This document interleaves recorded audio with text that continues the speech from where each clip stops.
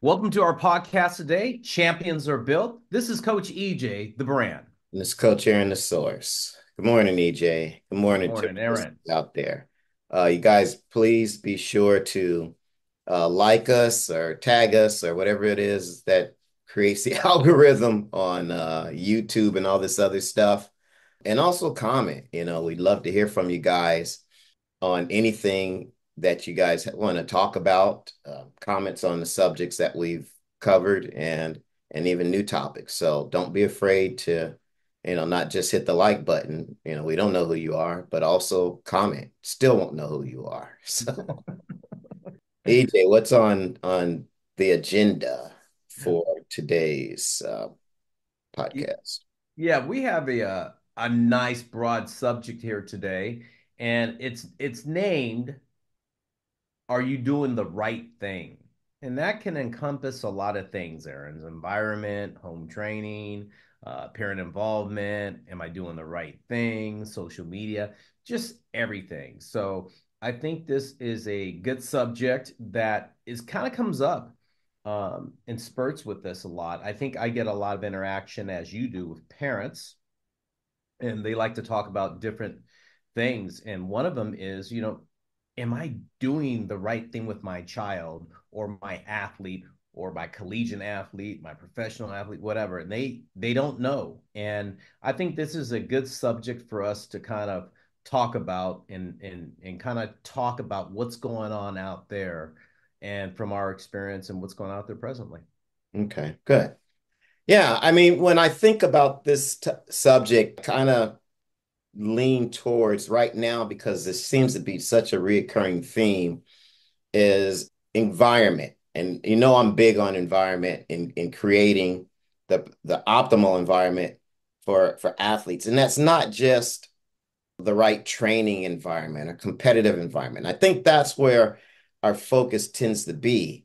Mm-hmm. But I also think environment is the things that go on outside of the baseball field, the weightlifting room, the track, all of that stuff. And I want people to kind of consider what kind of environment their athlete is engaged in, growing up in, and how are they kind of contributing to either a positive or a negative environment. In other words, it could be the circle of friends. Well, let's start at home first. Let's start at home first. Okay. What's the environment at home in terms of the support that an athlete is given concerning their sports and their activities in sports? Are the parents engaged? Are they not engaged? Are they ambivalent about it? Does it feel like it's a burden to have to take your kid to practice or a training session? Is that something that may rub off on the kid? Worked with a lot of parents who bring their kids and, they've got spouses who just don't want to be involved in that aspect of it. And it's kind of put on one parent to take the kid to the activities. Well, that's something you're just going to do it. Your kids still pick up on that sort of thing. Right. And to be involved in something that you love and not feel fully supported by those who are most closest to you, I think can have an effect from maybe creating some disinterest, maybe feeling like they have to succeed even more to make it pay off, which could be more pressure. Maybe they're less likely to ask to want to do the things that they need to do because they know it's going to cause some kind of friction. All of those things are things that affect an athlete. And I think, an athlete's kind of like a plant.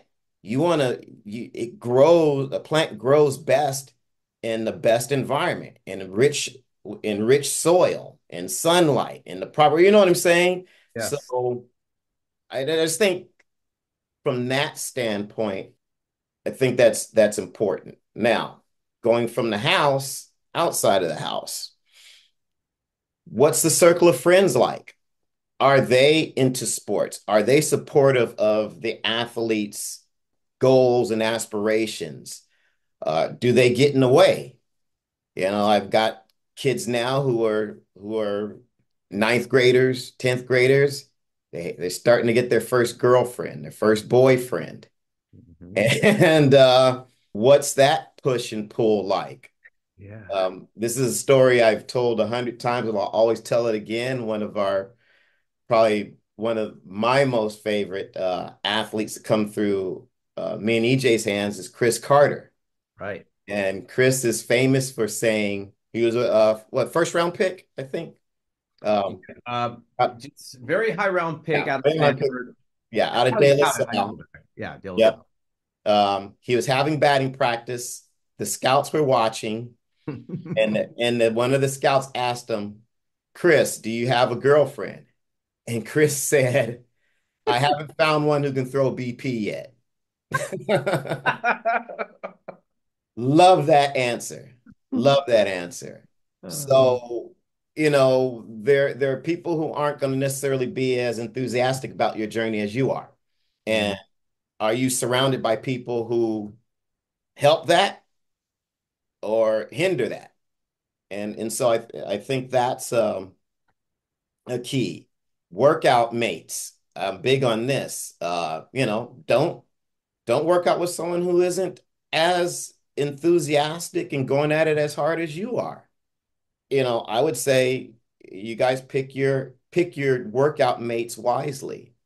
And doesn't mean that you can't be friends, but maybe they're just not the right person for you to want to work out with because maybe they're always late, or maybe there's this, or maybe there's that, or maybe they don't push themselves. You don't need that. Again, environment. Like we have a podcast, the company you keep. That yes. is very important on how you start to navigate things, especially being a young person and not having a lot of life experiences. You tend to sometimes get your cues from people around you. So you want to be surrounded by people who are driven, motivated, successful, all of the things that you're trying to do. And then outside of, the family and the friends, now you've got the team dynamic.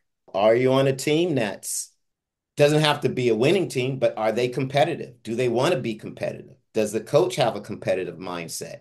Is there a mindset of discipline and focus? All of those sorts of things.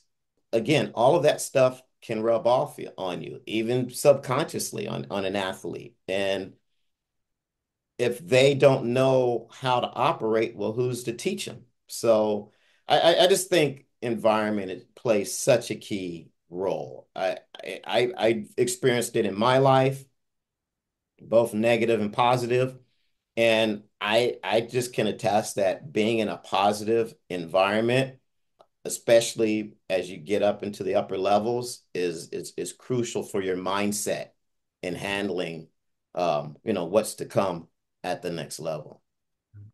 So, Man, Aaron, you made some really good points. And I like a lot what you said. And just to dive a little bit into some of your points, the home environment's critical. I think, especially now, I think athletes need to be supported um, all the way around.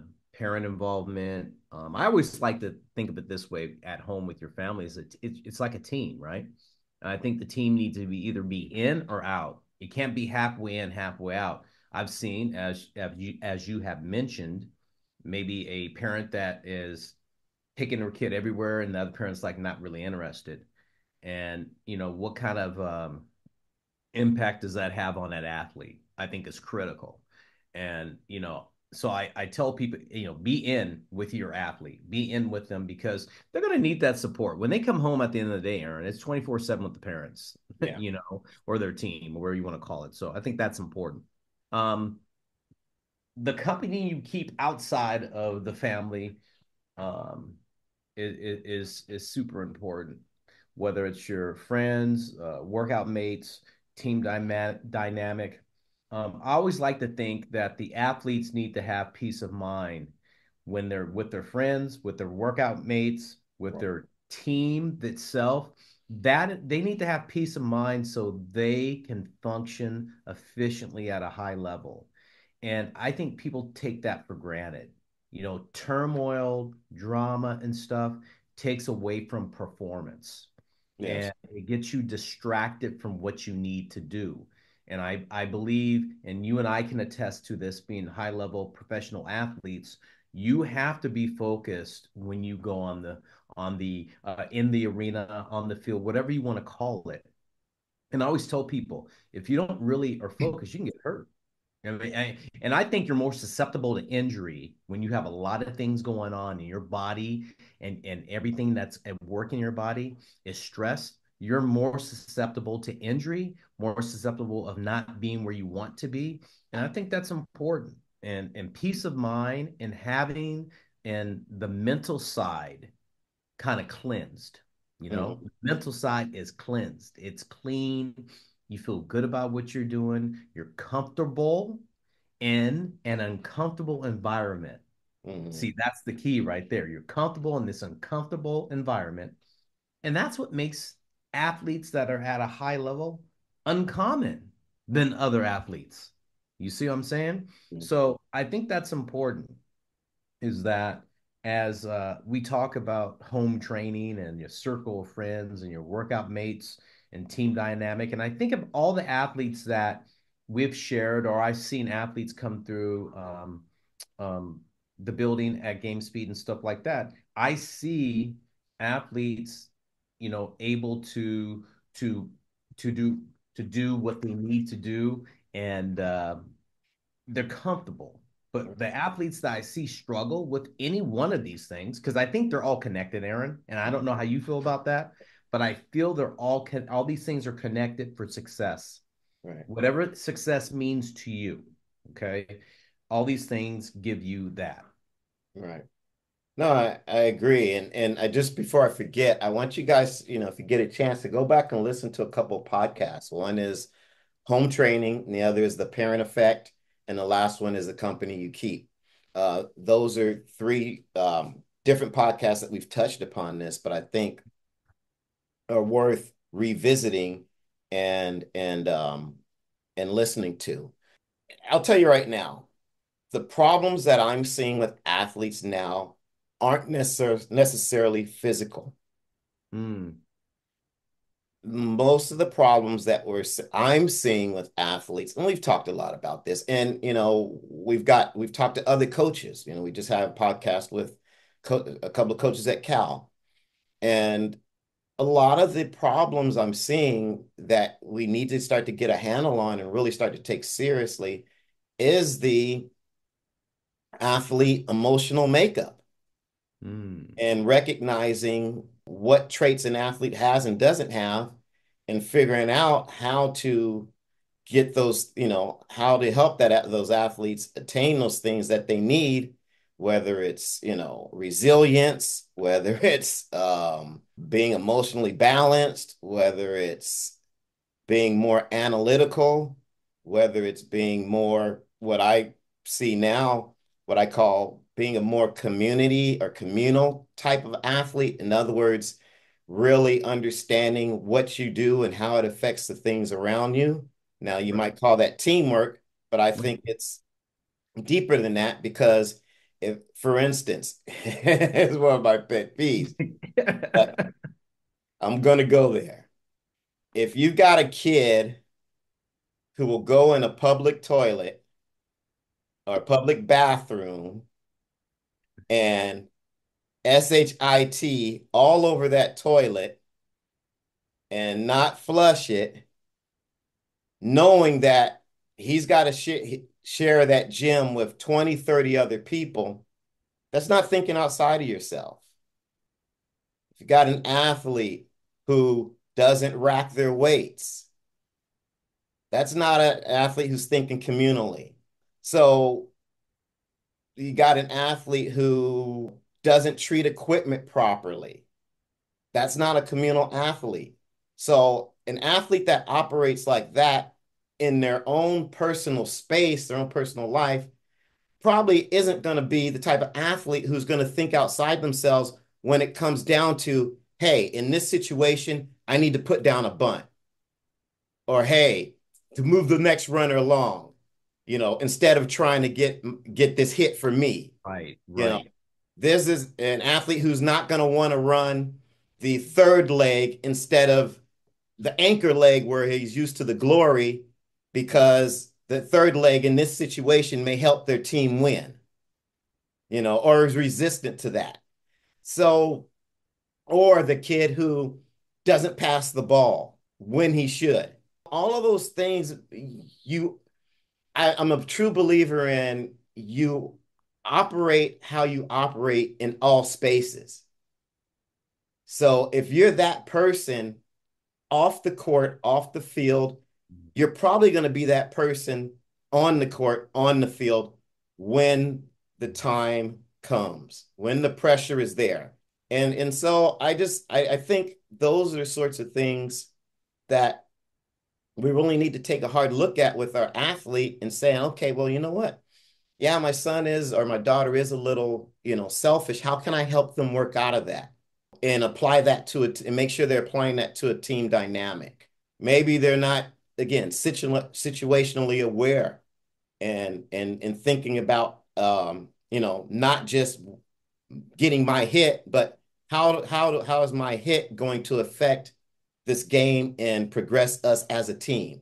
So those are sorts of things, if you get what I'm saying, Yes. that I see that are starting to be lacking. And I don't know if it's just because we isolate ourselves more with social media and phones and the like, but I think we need to turn that around, not just from a sports standpoint, but from a society standpoint. I think that's an amazing point, and I think that's lost in translation today with all athletes. Part of being an athlete to me is being a a team player on your team and outside in the community. That's being lost. That's not being taught anymore. And I think that starts at home. And I think we as coaches, trainers, need to continue to kind of push that forward because athletes don't know.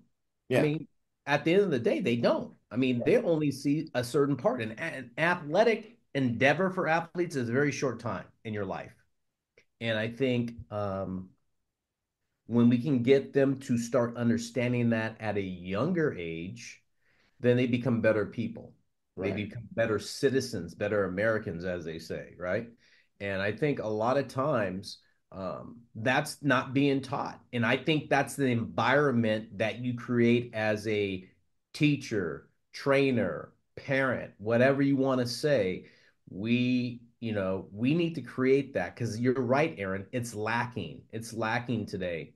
And I think that's why you see so many players that play team sports jump from one team to another, i.e., NCAA transfer portal.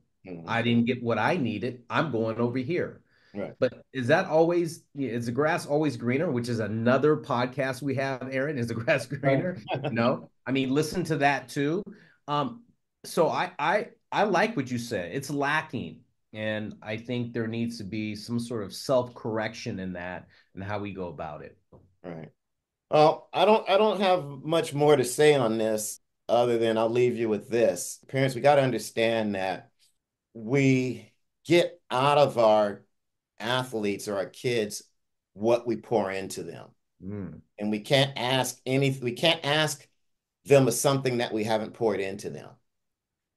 And so it just, I think, behooves all of us to think about, hey, what are we pouring into our athletes in our interactions, in our daily interactions? And if you're not pouring the right thing into them, don't expect the right thing to come out, because that's what's going to happen. You pour good into your kid, get, good should come out. You pour bad, bad will come out. So, Mm. and on the sports side, I understand a lot of parents haven't, maybe played sports, so they don't know exactly what to do. But we're not talking about Sport. we're not talking about sport. Mm-mm. We're talking about creating responsible, thoughtful human beings.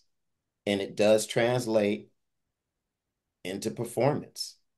But Well anyway, spoken.